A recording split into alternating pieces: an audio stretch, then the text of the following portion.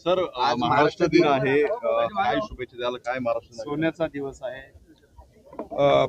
सर्वप्रथम मी महाराष्ट्र दिनाच्या तमाम महाराष्ट्रातल्या जनतेला मनापासून शुभेच्छा देतो। आज कामगार दिन पण आहे। कामगार दिनाच्या देखील मनापासून मी शुभेच्छा देतो आणि ज्यांच्या घामातून, कष्टातून, बलिदानातून हा महाराष्ट्राची निर्मिती झाली त्या हुतात्म्यांना देखील मी विनम्र अभिवादन करतो, वंदन करतो।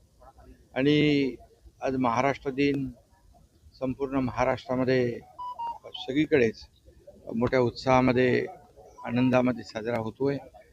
विविध प्रकारच्या प्रकल्पांच्या माध्यमातून देखील आजचा दिवस आपण साजरा करतोय।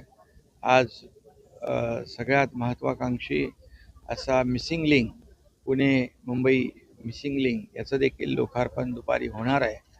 आणि एक अद्भुत असा इंजिनिअरिंग मार्वल, एक तंत्रज्ञानाचा चमत्कार आपण म्हणू शकतो।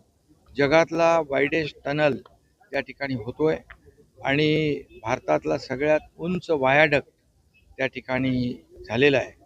आणि त्यामुळे मुंबई पुणे हा प्रवास 40 मिनिटांनी कमी होईल, घाटातली ट्रॅफिक कमी होईल, प्रदूषण कमी होईल, इंधनामध्ये बचत होईल, वेळेमध्ये बचत होईल, अपघातामध्ये बचत होईल आणि त्या अपघातामध्ये लोकांना सुरक्षितता मिळेल।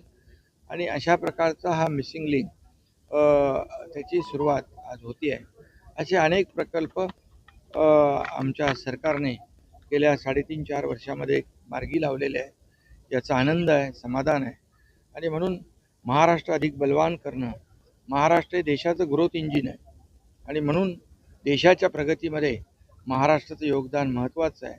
जसं देशाचे आदरणीय यशस्वी प्रधानमंत्री नरेंद्र मोदीजी या देशाला पुढे नेत आहेत, देशाला आर्थिक महासत्ता बनवण्याचा संकल्प त्यांनी घेतला आहे।